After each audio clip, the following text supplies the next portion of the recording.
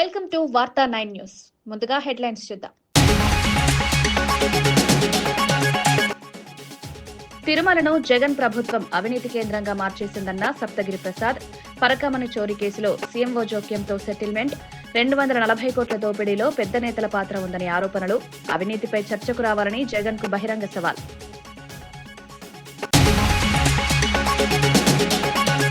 Telangana rising global summit ముగింపు వేడుకలో చిరంజీవి ప్రసంగం. వినోద రంగం ఆ విషయంలో ప్రపంచ దేశాలు తెలంగాణ వైపు చేసేలా కృషి చేస్తారని వెల్లడి. ప్రభుత్వం కల్పిస్తున్న అవకాశాలను సినిమా రంగం సద్వినియోగం చేసుకోవాలని సూచన.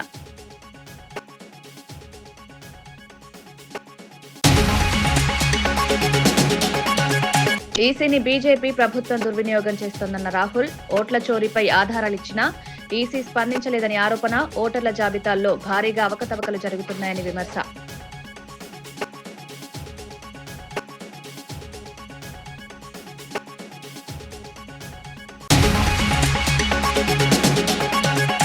మెడికల్ ప్రైవేటీకరణకు చిలకలూరిపేటలో కోటి సంతకాల పోరాటం. ప్రజా వైద్యం రక్షణకై 64,511 సంతకాలతో వైఎస్ఆర్సీపీ హోరాహోరీ.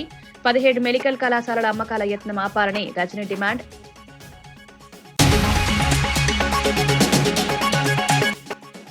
ఉదయం లేస్తే కేసీఆర్ పేరే జరిపిస్తున్నారని గదరి ఘాటు విమర్శ. రేవంత్ పాలన దారి తప్పుతోందని వ్యాఖ్య. కేసీఆర్ పై దాడులు చేస్తే భరించమని గద్దరి హెచ్చరిక. గ్లోబల్ సమ్మిట్ దావోస్ డ్రామాని అంటూ గద్దరి ఫైర్.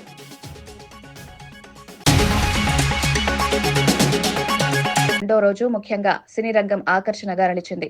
హైదరాబాద్ ను ప్రపంచ స్థాయి క్రియేటివ్ హబ్ గా తీర్చిదిద్దే దిశగా ముఖ్యమంత్రి రేవంత్ రెడ్డి పలువురు సినీ ప్రముఖులతో సమావేశమయ్యారు. ఈ సమావేశానికి అల్లు అరవింద్, దిల్ రాజు, సురేష్ బాబు, అక్కినేని అమల, జెనీలియా, రితేష్ దేశ్ముఖ్, అర్జున్ కపూర్ తదితరులు హాజరయ్యారు. Cinematic technology, film production, skill development, global మార్కెట్లను లక్ష్యంగా చేసుకున్న విధానాలపై చర్చలు జరిగాయి.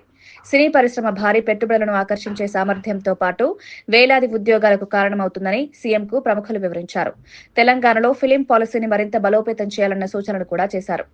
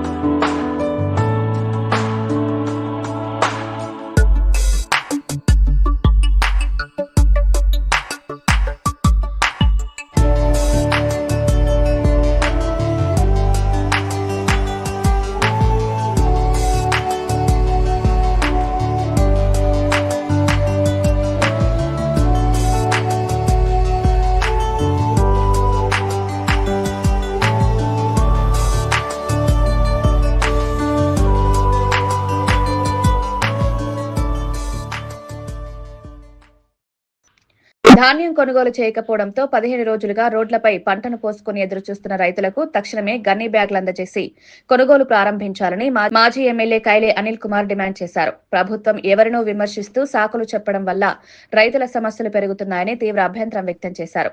వర్షాలు కురిసే పరిస్థితిలో పంట నష్టపోయే ప్రమాదం ఉందని, బాధ్యత ప్రభుత్వంపైనే ఉంటుందని హెచ్చరించారు. రైతుల శ్రమను గౌరవించే విధంగా సమయానికి కొనుగోలు చేసి చెల్లింపులు జరపాలని కోరారు. పంటల ధరలు, కొనుగోలు యంత్రాంగం, నిల్వ సదుపాయాల్లో ప్రభుత్వం తగిన చర్యలు తీసుకోవాల్సిన సమయం వచ్చిందని సూచించారు. మేము ధాన్యాన్ని మనం కొనలేం, ధాన్యం ఎవరు తినట్లేదు. ధాన్యం తింటే లేకపోతే యూరియా వాడితే యూరియా ఇవ్వలేం, కానీ యూరియా వాడితేనంట క్యాన్సర్ వస్తుందని చెప్తారంట. అదేవిధంగా 10 నుంచి 15 రోజుల నుంచి రోడ్ల మీద ఉన్నటువంటి రైతన్నల వెంటనే మీరు బ్యాగ్స్ ఇచ్చి ఆ రైతుల దగ్గర నుంచి ధాన్యం సేకరించాల్సిన అవసరం ఈ ప్రభుత్వానికి ఉంది. మీరేదో కుంటి సాకులు చెప్పి, లేదో ఎవరినో విమర్శించి, లేదా గతంలో అలా జరిగింది ఇలా జరిగిందని చెప్పి కుంటి సాకులు చెప్పి తప్పించుకునే కార్యక్రమం ఈ ప్రభుత్వ పెద్దలు చేయకూడదు.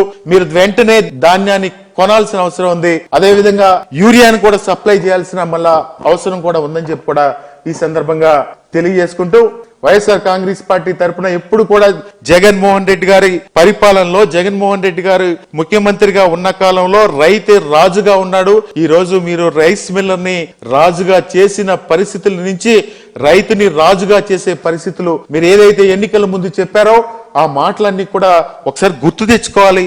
ఒకసారి గుర్తు తెచ్చుకుని ఈ రైతులకి న్యాయం చేయాల్సిన అవసరం ఉందని చెప్పి కూడా ఈ సందర్భంగా తెలియజేసుకుంటున్నారు. తెలంగాణ గ్లోబల్ సమ్మిట్ సందర్భంగా సీఎం రేవంత్ రెడ్డి తనను ఆహ్వానించేందుకు ఉప ముఖ్యమంత్రి భట్టి విక్రమార్క, మంత్రి శ్రీధర్ బాబును పంపించారని మెగాస్టార్ చిరంజీవి తెలిపారు. ఆ సమయంలో తాను అన్నపూర్ణ స్టూడియోలో ఓ నటితో డాన్స్ సీక్వెన్స్ షూట్ చేస్తున్నానని హాస్యాస్పదంగా చెప్పిన ఆయన సమ్మిట్ లో పాల్గొనడం రాష్ట్ర అభివృద్ధి పరంగా ఎంతో ముఖ్యమన్నారు. తెలంగాణ పెట్టుబడుల పెరుగుదల, సినీ పరిశ్రమకు ప్రభుత్వం చూపుతున్న దృష్టి పట్ల ప్రశంసలు తెలిపారు. సినీ రంగం, టూరిజం, క్రియేటివ్ ఇండస్ట్రీలు తెలంగాణకు అంతర్జాతీయ గుర్తింపు తీసుకొస్తాయని అండి. ఎవరో అమ్మాయితో డ్యాన్స్ చేస్తూ ఉన్నాను, చాలా ఇబ్బంది అనిపించింది అన్నపూర్ణ స్టూడియోలో. సో ఆ సమయంలో మన ముఖ్యమంత్రి గారు చిరంజీవి రావాలి అని నిన్న మన భట్టి విక్రమార్క గారిని, అలాగే IT and industrial minister Sridhar గారిని నా దగ్గరికి పంపించారు. సరిగ్గా వాళ్ళు వచ్చే సమయానికి ఏ పొజిషన్లో ఉన్నాను తెలుసా అండి, ఎవరో అమ్మాయితో డ్యాన్స్ చేస్తూ ఉన్నాను, చాలా ఇబ్బంది అనిపించింది అన్నపూర్ణ స్టూడియోలో. సో ఆ సమయంలో ఓటర్ల జాబితా సమగ్ర సవరణపై లోక్సభలో కాంగ్రెస్ ఎంపీ రాహుల్ గాంధీ తీవ్రస్థాయిలో స్పందించారు. ఎన్నికల కమిషన్ను ప్రభుత్వం కబ్జా చేసిందని, ఆర్ఎస్ఎస్ అన్ని స్వతంత్ర వ్యవస్థలను తన గుప్పెట్లో పెట్టుకునే ప్రయత్నం చేస్తోందని ఆరోపించారు. ఇప్పటికే దేశ విద్యా వ్యవస్థను దెబ్బతీశారని, సమానత్వ భారతం కోసం పోరాడిన మహాత్మా గాంధీని హత్య చేసిన సిద్ధాంతానికే ఇవాల్టి పాలకులు వేదికవుతున్నారని ఘాటుగా వ్యాఖ్యానించారు. ఓటర్ల జాబితాలో అవకతవకలు ప్రజాస్వామ్యానికి ప్రమాదమని, దేశ భవిష్యత్తును రక్షించేందుకు పార్లమెంటు బాధ్యతగా వ్యవహరించాలని రాహుల్ పిలుపునిచ్చారు. Their future, their imagination.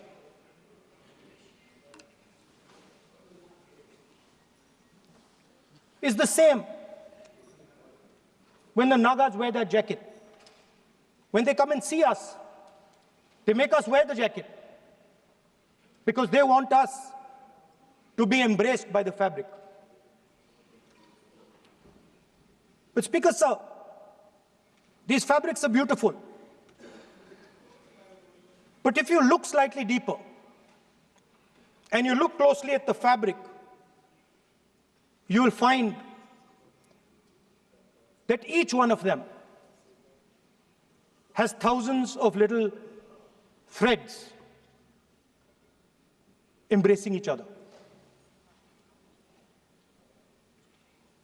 A Kanchipuram sari might have a golden thread, but the golden thread means nothing without the green thread or the yellow thread near it. The other thing to notice about the sari or any other fabric, Palnadu జిల్లా చిలకలూరిపేటలో కూటమి ప్రభుత్వం 17 medical కళాశాలలను ప్రైవేటీకరించాలనే నిర్ణయానికి వ్యతిరేకంగా వైఎస్సార్సీపీ భారీ స్థాయిలో నిరసనలు నిర్వహించింది. మాజీ మంత్రి విడుదల రజని మాట్లాడుతూ ప్రజారోగ్యాన్ని పూర్తిగా ప్రైవేట్ చేతుల్లోకి నెట్టే ప్రమాదకరమైన నిర్ణయం ఇదని విమర్శించారు. మెడికల్ విద్య, వైద్యం ప్రజలకు అందుబాటులో ఉండాలి గాని ప్రభుత్వ విధానాలు వాటిని లాభాల వ్యాపారంగా మార్చుతున్నాయని అన్నారు. ఈ నిర్ణయానికి నిరసనగా 1 కోటి సంతకాల సేకరణ కార్యక్రమం చేపట్టామని, చిలకలూరిపేట నియోజకవర్గ పరిధిలోనే 64,511 సంతకాలు సేకరించామని వెల్లడించారు. ప్రతి గ్రామం, ప్రతి కుటుంబం ప్రజా వైద్య రక్షణ కోసం ముందుకు వస్తోందని రజని తెలిపారు. కూటమి ప్రభుత్వం ఈ నిర్ణయాన్ని వెంటనే వెనక్కి తీసుకోవాలని డిమాండ్ చేశారు. అభివృద్ధి, దాంతోపాటు సంక్షేమం ఇస్తున్నటువంటి తీరు పట్ల ప్రసన్న లేనటువంటి ప్రజలు సంతృప్తితో వీళ్ళ రాష్ట్రంలో కాంగ్రెస్ పార్టీ పట్టం కడతా ఉన్నారు. దాంట్లో భాగంగానే జూబ్లీస్ ఎన్నికల్లో జరిగినటువంటి విషయం మీకు తెలుసు. మంచి మెజారిటీతో, దాదాపు 25,000 మెజారిటీతో నవీన్ యాదవ్ కాంగ్రెస్ అభ్యర్థిని గెలిపించడం. ఇవాళ ఏ గ్రామానికి వెళ్ళినా కాంగ్రెస్ పార్టీ బలపరిచినటువంటి సర్పంచ్లే మెజారిటీగా ఎన్నికవుతా ఉన్నారు. దాంట్లో ఒక 15% పైన ఏకగ్రీవంగా ఇలా కాంగ్రెస్ అభ్యర్థులు గెలుచుకొని వచ్చినారు. నా గ్రామంలో కూడా మేము ఇస్తున్నటువంటి అభివృద్ధి, సంక్షేమం పట్ల మొగ్గినట్టు ప్రజలు అందరూ, గ్రామస్తులందరూ కూర్చొని ఒక చదువుకున్న వ్యక్తిని అక్కడ ఏకగ్రీవంగా తిరుపతిని ఎన్నుకోవడం జరిగింది. ఇవాళ ఈ రాష్ట్రంలో జరుగుతున్న అభివృద్ధి, సంక్షేమం రెండు కూడా ప్రజలు సంతృప్తిగా ఉన్నారు. సన్నబియ్యం తింటామని ప్రజలు ఎప్పుడు ఊహించుకోలే. ఇవాళ ముఖ్యమంత్రి గారు, మా సివిల్ సప్లై మంత్రి ఉత్తమ్ కుమార్ రెడ్డి గారు బృహత్తరమైన ప్రణాళికతో వచ్చినటువంటి కార్యక్రమం సన్నబియ్య కార్యక్రమం.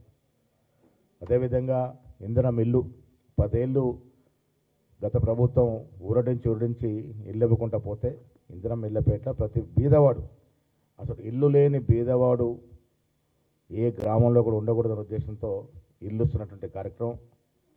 ఉచిత బస్సు, రైతు భరోసా, రైతు రుణమాఫీ. అభివృద్ధి విషయానికి వచ్చినప్పుడు నిన్న మనం చూసాం, గ్లోబల్ సమ్మిట్ జరుగుతూ ఉంది. ఊహించిన దానికన్నా ఎక్కువ పెట్టుబడులు వస్తూ ఉన్నాయి.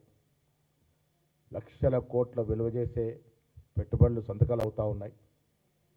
4వ సిటీ అనేది, 4th సిటీ అనేది ఒక హిస్టారిక్ డిసిషన్ కాబోతూ ఉంది. యావత్ ప్రపంచ దేశాలు చూసే విధంగా, ఆకర్షితులయ్యే విధంగా రేవంత్ రెడ్డి గారి నేతృత్వంలో 4th సిటీ రూపకల్పన జరుగుతూ ఉంది. పల్నాడు జిల్లా చిలకలూరిపేటలో కూటమి ప్రభుత్వం 17 మెడికల్ కళాశాలలను ప్రైవేటీకరించాలనే నిర్ణయానికి వ్యతిరేకంగా వైఎస్సార్సీపీ భారీ స్థాయిలో నిరసనలు నిర్వహించింది. మాజీ మంత్రి విడుదల రజని మాట్లాడుతూ ప్రజారోగ్యాన్ని పూర్తిగా ప్రైవేట్ చేతుల్లోకి నెట్టే ప్రమాదకరమైన నిర్ణయం ఇదని విమర్శించారు. మెడికల్ విద్య, వైద్యం ప్రజలకు అందుబాటులో ఉండాలి గాని ప్రభుత్వ విధానాలు వాటిని లాభాల వ్యాపారంగా మార్చుతున్నాయని అన్నారు. ఈ నిర్ణయానికి నిరసనగా 1 కోటి సంతకాల సేకరణ కార్యక్రమం చేపట్టామని, చిలకలూరిపేట నియోజకవర్గ పరిధిలోనే 64,511 సంతకాలు సేకరించామని వెల్లడించారు. ప్రతి గ్రామం, ప్రతి కుటుంబం ప్రజా వైద్య రక్షణ కోసం ముందుకు వస్తోందని రజని తెలిపారు. కూటమి ప్రభుత్వం ఈ నిర్ణయాన్ని వెంటనే వెనక్కి తీసుకోవాలని డిమాండ్ చేశారు. అక్కడి నుంచి మా నాయకుడు జగన్మోహన్ రెడ్డి గారు ఈ మెడికల్ కాలేజ్ ప్రైవేటైజేషన్ ని వ్యతిరేకిస్తూ చంద్రబాబు నాయుడు గారు చేసినటువంటి ఈ నిర్ణయం తప్పు, ఇంత పెద్ద ఎత్తున కూడా ప్రజల్లోంచి వ్యతిరేకత వచ్చి సంతకాల రూపంలో ప్రజలు వాళ్ళ యొక్క గళాన్ని వినిపించారు అని చెప్పేసి ఈ యొక్క రిప్రజెంటేషన్ ని గవర్నర్ గారికి 17వ తారీఖున అందజేయనున్నారు. ఇక రెండో అంశం వచ్చేసి కార్యక్రమాన్ని ఇక్కడ ఉన్నటువంటి మా నాయకులందరూ కూడా చిలుకలూరుపేట పట్టణం నుంచి నాదెండ్ల, ఎడ్లపాడు, చిలుకలూరుపేట రూరల్ మండలం అందరూ కూడా ఇక్కడ ఉన్నటువంటి నాయకులు, గ్రామ స్థాయిలో ఉన్నటువంటి కార్యకర్తల దగ్గర నుంచి అందరూ కూడా చాలా చక్కగా సహకరించి మరి మన నియోజకవర్గంలో ఈ 1 కోటి సంతకాల సేకరణలో భాగంగా 63,511 సంతకాలని చిలకలూరుపేట నియోజకవర్గంలో చేపట్టడం జరిగింది.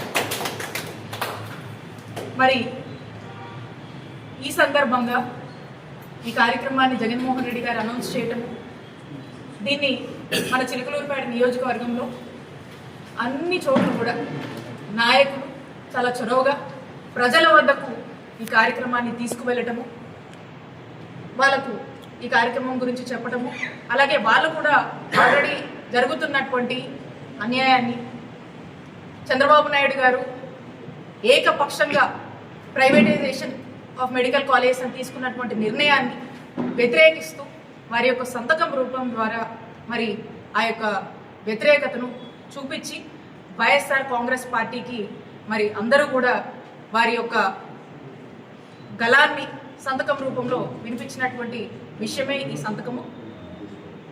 మరి ప్రజల్లోకి తీసుకువెళ్ళినప్పుడు మరొక అడుగు ముందుకు వేసి చంద్రబాబు నాయుడు గారు చేస్తుంది తప్పు, ఈ ప్రైవేటైజేషన్ని ప్రజలు వ్యతిరేకిస్తున్నారని చెప్పి ఈ సంతకాల రూపంలో పెద్ద ఎత్తున కూడా తెలియజేసి మరి ముందడుగు వేసినటువంటి ప్రజలందరికీ, సామాన్య ప్రజలందరికీ, అలాగే వివిధ మనం చూసాము, లాయర్స్ కావచ్చు, మేధావులు కావచ్చు, ఎంతో మంది ఎడ్యుకేటెడ్ సెక్టార్స్ నుంచి కూడా తరలి వచ్చి స్వచ్ఛందంగా మరి ఈ సంతకాలు వాళ్ళు కూడా చేసి వాళ్ళ యొక్క మద్దతును తెలిపినటువంటి ప్రతి ఒక్కరికి కూడా, నియోజకవర్గ ప్రజలందరికీ కూడా మరొకసారి నేను చేతులు జోడించి నమస్కారం చెప్పి ధన్యవాదాలు తెలియజేసుకుంటున్నాను.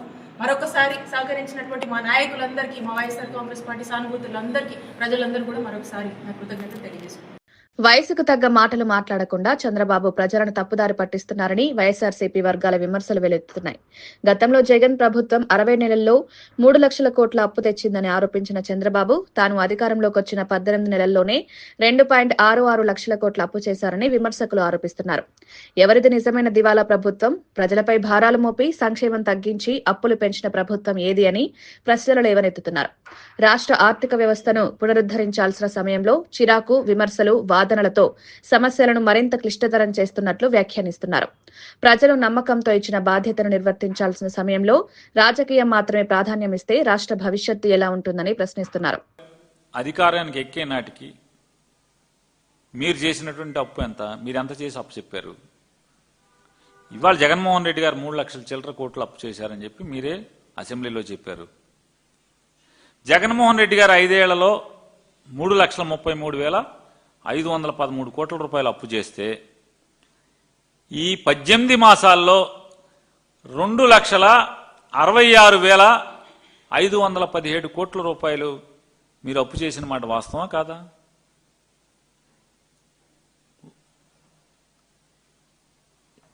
వారం వారం అప్పే కదా. మొన్న మంగళవారం డిసెంబర్ 2వ తారీఖు 3,000 4,000 తెచ్చినట్టున్నారు. దాంతో కలిపి 2,66,000 కోట్ల 66,516 కోట్లు 17 కోట్లు అని చెప్తున్నారు. అంటే ఏంటి 18 నెలలు అంటే జగన్మోహన్ రెడ్డి గారు 60 మాసాలు, మీ 18 మాసాలు. ఎవరు దివాళా కోరు ప్రభుత్వం? ఎవరిది అప్పుల ప్రభుత్వం?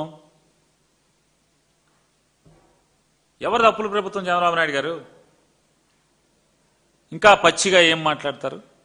జగన్మోహన్ రెడ్డి గారు భవిష్యత్ ఆదాయాల్ని అంటే జగన్మోహన్ మాజీ ఎమ్మెల్యే గదరి భిక్షమయ్య రేవంత్ రెడ్డి ప్రభుత్వంపై తీవ్ర స్థాయిలో విరుచుకుపడ్డారు.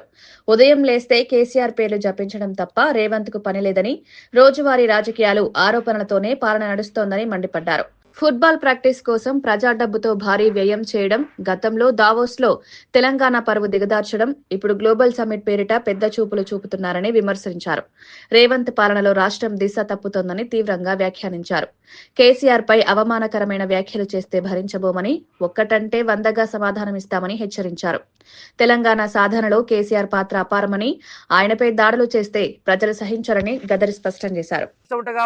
మంచిగా పని చేయి, మంచిగా డెవలప్మెంట్ చేయి, ముఖ్యమంత్రితో తనలాడి 2 అభివృద్ధి కార్యక్రమాలు తీసుకురా. ఆయన తుంగతుర్తికి వచ్చి మీటింగ్ పెడితే ఒకటి ఇచ్చిపోయింది ₹1. నేను మొన్న దేవరకొండకు వచ్చి మీటింగ్ పెడితే ఏం మాట్లాడతాడు? కేసీఆర్, హరీష్ రావు, కేటీఆర్ సాగర్లవాడి జావూరి మీ శివాల మీద కేసీఎల్బీసీ కడతా, ఎక్కడ తలకలేను నాకు అర్థం కాదు. మొన్న అలా వ్యవసాయ క్షేత్రం ఉన్నటువంటి ఊరు 20,000 ఏదైతే ఉందో ఆడ ఏకగ్రీవం చేసుకొని సర్పంచులు, వార్డు మెంబర్లు పోయి దండం పెట్టి వచ్చారు. సార్ మాట్లాడుతున్నప్పుడు పక్కపొట్టి కూర్చొని సార్ మళ్ళీ మన రాజ్యం రావాలి సార్, తప్పు జరిగిపోయింది జనాలు అంతా అనుకుంటే, సరే తీయమ్మారు చూస్తాక 2 నెలలు వస్తూనే ఉంటుంది, మళ్ళీ ఖరాబ్ అయినా కూడా మనం బాగు చేస్తున్నాం తీ అన్నాడు. ఆ వీడియో బయటకు వచ్చింది. అతను కొడుకు కూర్చోబడ్డది రేవంత్ రెడ్డి గారికి. ఏం సార్ బయటకు వెళ్ళలేదు, మాట్లాడలేదు, ప్రెస్ మీట్ లేదు, ఏది లేదు. కేసీఆర్ ముఖం కనబడితేనే భయం అవుతుంది కొడుకు. కేసీఆర్ పేరు దలుచుకోకుండా, కేసీఆర్ జపం చేయకుండా మనం బతికేలేదు. ఇప్పుడు ఏదో సమ్మిట్ అని పెట్టిండు, గ్లోబల్ సమ్మిట్ అని. దాంతో ఏం ప్రయోజనం జరిగిందో, ఏం పెట్టుబడులు వచ్చినా ఇప్పటివరకు చెప్పలే. ఎందుకంటే దావూస్ పోయిండు, ఆ వచ్చిన ఇంగ్లీష్లో మాట్లాడేగా, న్యూక్లియర్ చైన్ రియాక్షన్ అని మాట్లాడే కదా. అయ్యాల కూడా 240 చాలా ఇన్ని అగ్రిమెంట్లు అని అన్నాడు. ఎక్కడ పోయిన అగ్రిమెంట్ ఇయ్యాడు వరకు ఓని తెలియదు. జనాలు తిడతా ఉన్నారు. నోరు తెరిస్తే బూతులు. వీడెక్కడ ముఖ్యమంత్రి? ప్రతిపక్షం ఉన్నప్పుడు సరే ఏదో మాట్లాడినట్టు అనుకున్నాం, కానీ ఒక రాష్ట్రానికి ముఖ్యమంత్రి అయిపోయిన తర్వాత ఏం భాష అయింది? పొద్దుగా లేస్తే కేసీఆర్ మీద పడి చేస్తాడు. మెస్సీతో ఫుట్బాల్ ఆడతా అట. ఎవరికి కావాలరా నీ ఫుట్బాల్ మ్యాచ్? నీ అవలాగానే ఉన్నావు. 2 రోజులు కొడుక జనాలు నీతో ఫుట్బాల్ కాదు, ఉరికి చురికి ఆడతారు ఫుట్బాల్ నీతో. మెస్సీ అంటే వాడికి తెలుసా మనోళ్ళకు? జనరల్గానే భారతదేశంలో క్రికెట్ ఎక్కువ ఆడతారు, ఆ ఫుట్బాలే తక్కువ. ఆ మెస్సీ అంటే ఆయన ఉత్తగా ఇట్లా ఒక యాడ్లు ఇట్లా కనపడితే, 1 నిమిషం కూడా కనపడితే 100 కోట్లు తీసుకుంటాడు. ఇప్పుడు వీడు పిలిస్తే పుణ్యానికి వస్తలేడు, వాడు పైసలు తీసుకునే వస్తుండు. ఇక సోషల్ మీడియాలో అయితే మెస్సీ వర్సెస్ మేస్త్రి అని పెట్టాడు. గుంపు మేస్త్రి కదా ఆయన పేరు, ఆయన మెస్సీ, ఇది మేస్త్రి. మెస్సీ వర్సెస్ మేస్త్రి అని పెట్టారు. ఈయనకెందుకు మెస్సీ గానితో మెస్సీతో పని? ఈయనకెందుకు ఫుట్బాల్ మ్యాచ్? తెలంగాణ రాష్ట్రాన్ని పరిపాలించడం ముఖ్యమంత్రి కాబట్టి నేను ఫుట్బాల్ మ్యాచ్ ఆడుతుంటాడు. ఈయన ఏం చేయాలి? ఈయన మ్యాచ్ ప్రాక్టీస్ చేస్తేందుకు, ఈయన మునగాడు పెద్ద ఫుట్బాల్ ప్లేయర్ అని, ఈయన ఓన్లీ ప్రాక్టీస్ చేసేందుకే MCH 5 కోట్లతో స్టేడియం కట్టిండు. ఏపీ ఆర్థిక పురోగతి దిశగా రాష్ట్రం వేగంగా ముందుకు సాగుతుందని Swarnandhra P4 foundation vice chairman C Kutumbarao తెలిపారు. ఎన్టీఆర్ భవన్ లో ఏర్పాటు చేసిన మీడియా సమావేశంలో ఆయన మాట్లాడారు. రాష్ట్రం గత కొన్నేళ్లుగా ఎదుర్కొన్న విధ్వంసక పరిస్థితులను అధిగమించి వికాసం దిశగా అడుగులు వేస్తోందని చెప్పారు. ముఖ్యంగా పెట్టుబడుల ఆహ్వానం, పరిశ్రమల విస్తరణ, మౌలిక వసతుల అభివృద్ధి వంటి అంశాల్లో ప్రభుత్వం చేసిన చర్యలు సానుకూల ఫలితాలిస్తున్నాయని వెల్లడించారు. విధ్వంసంతోటి రాష్ట్రం ఎంత నష్టపోయింది అని క్లియర్గా అన్నమాట. ఒక్క జీడిపి రూపేణా నష్టపోయింది. పూర్తిగా 5 సంవత్సరాలకి కలిపి చూస్తే కనుక 7 లక్షల కోట్ల పైచిలకు అన్నమాట. జీడిపి పెరగాల్సింది తగ్గింది. 7 లక్షలు ప్రతి సంవత్సరానికని కాదు, ఒక్కో సంవత్సరంలో 1,00,000-1,50,000 అట్లా పెరగాల్సింది. నికరంగా 7-7.5 లక్షల దాకా జీడిపి కోల్పోవటం జరిగింది. దానికి పర్యావసనంగా మనకి రావాల్సిన ట్యాక్సెస్ కూడా, స్టేట్ ఓన్ రెవెన్యూ కూడా దాదాపు 70,000 కోట్ల పైగానమాట నష్టపోవటం చూసాం. అంటే ఆ 5 సంవత్సరాల్లో కరెక్ట్గా పాలించుంటే కనుక 72,000 కోట్లు ఎక్స్ట్రా రెవెన్యూ రాష్ట్రానికి వచ్చేది. అండ్ అనే హయ్యర్ బేస్ ప్లాట్ఫాము 2024 కొత్త ప్రభుత్వం వచ్చేపాటికి ఉండేది. కానీ అప్పుడు జరిగిన విధ్వంసం వలన ఎంత నష్టపోయాం అనేది మనం అర్థం చేసుకోవాలి. అదే టైంలో ఇటు తెలంగాణతో కంపేర్ చేసుకున్నా, ఎందుకంటే అనొచ్చు 10 సంవత్సరాల పైన దాటిపోయింది కదా, ఇంకా తెలంగాణతోటి కంపారిజన్ ఎందుకని. అయినా సరే అందరం తెలుగువారు కంపేర్ చేసుకుంటే కనుక తెలంగాణతోటి మనం 2014 పరకామణి చోరీ కేసులో అసలు శిఖామణి ఎవరు అనే ప్రశ్నను టీడీపీ రాష్ట్ర ప్రతినిధి సప్తగిరి ప్రసాద్ లేవనెత్తారు. అమరావతి ఎన్టీఆర్ భవన్ లో జరిగిన మీడియా సమావేశంలో ఆయన మాట్లాడుతూ, ఈ కేసులో అనేక అంశాలు ఇంకా బయటకు రాలేదని, నిజాలు బయటపెట్టేందుకు ప్రభుత్వం ఇష్టపడడం లేదని విమర్శించారు. చిన్న చోరీగా చూపించి పెద్ద దోపిడీలను కప్పిపుచ్చే ప్రయత్నం జరుగుతోందని ఆరోపించారు. టీటీడీ ఆస్తులు, భక్తుల నమ్మకం, హుండీ వ్యవస్థకు సంబంధించిన విషయాలను సీరియస్ గా తీసుకోవాల్సిన సందర్భంలో ప్రభుత్వం రాజకీయంగా ఉపయోగించుకోవడం దురదృష్టకరమని పేర్కొన్నారు. పరకామణి చోరీలో లోతైన విచారణ జరిపి మొత్తం కుట్ర వెనుక ఉన్న వారిని బయటకు తీవాలని డిమాండ్ చేశారు. రాయిచ్చాడా? ఎవరు సొమ్ము ఎవరికి రాయిచ్చేదయ్యా? దాని పేరు గిఫ్ట్ అంటారా? స్వామివారి దగ్గర కొట్టేసిన డబ్బుల్ని మళ్ళీ స్వామివారికే ఇస్తే అది గిఫ్ట్ అవుతుందా? గిఫ్ట్ అంటే ఏం తెలుసా జగన్మోహన్ రెడ్డి? ఏదైనా ఒక వ్యక్తి తన కష్టార్జితం చేసి కష్టంతో సంపాదించినటువంటి సొత్తును కానీ సొమ్మును కానీ తనకి ఇష్టమైన వాళ్ళకి రాసి ప్రేమపూర్వకంగా ఇస్తే దాన్ని గిఫ్ట్ అంటారు. ఎప్పుడైనా ఒక గిఫ్ట్ డీడ్ చదివి చూడు. ఆ గిఫ్ట్ డీడ్లో ఒక పదం ఉంటుంది, ప్రేమే ప్రతిఫలంగా ఆశించి నేను నీకు ఈ ఆస్తిని నీకు ఈరోజే నీ స్వాధీనపరుస్తున్నాను, ఈ రోజు నుండి నీ పుత్ర పౌత్రాది వాళ్ళు దీన్ని అనుభవించుకోవాల్సింది. కానీ ఆ గిఫ్ట్ డీడ్లో రాసి ఉంటుంది.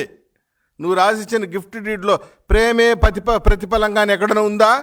దౌర్జన్యమే ప్రతిఫలంగా, సెటిల్మెంటే ప్రతిఫలంగా, దందానే ప్రతిఫలంగా ఆశించి నువ్వు ఆ రోజు ఆ సెటిల్మెంట్ చేశారు YV Subbareddy, Karunakar Reddy, Dharmareddy.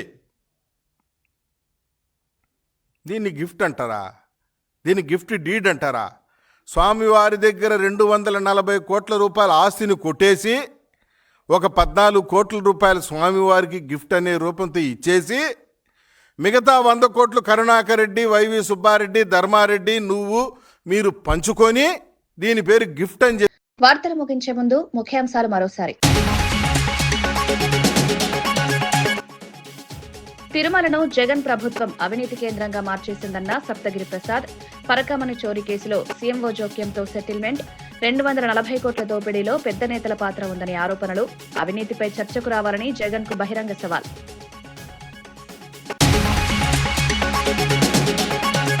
Telangana rising global summit ముగింపు వేడుకలో చిరంజీవి ప్రసంగం. వినోద రంగం ఆ విషయంలో ప్రపంచ దేశాలు తెలంగాణ వైపు చేసేలా కృషి చేస్తారని వెల్లడి. ప్రభుత్వం కల్పిస్తున్న అవకాశాలను సినిమా రంగం సద్వినియోగం చేసుకోవాలని సూచన.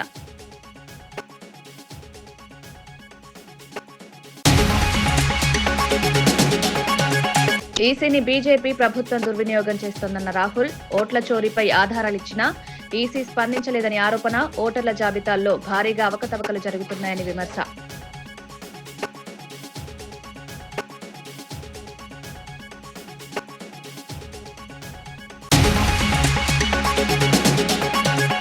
మెడికల్ ప్రైవేటీకరణకు చిలకలూరిపేటలో కోటి సంతకాల పోరాటం. ప్రజా వైద్యం రక్షణకై 64,511 సంతకాలతో వైఎస్ఆర్సీపీ హోరాహోరీ.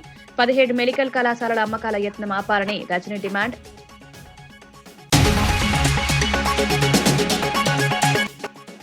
ఉదయం లేస్తే కేసీఆర్ పేరే జరిపిస్తున్నారని గదరి ఘాటు విమర్శ. రేవంత్ పాలన దారి తప్పుతోందని వ్యాఖ్య.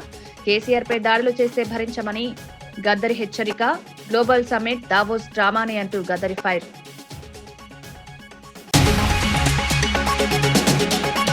ఇవి ఈనాటి వార్తా విశేషాలు. మరో బులెటిన్లో మళ్ళీ కలుద్దాం. నమస్కారం.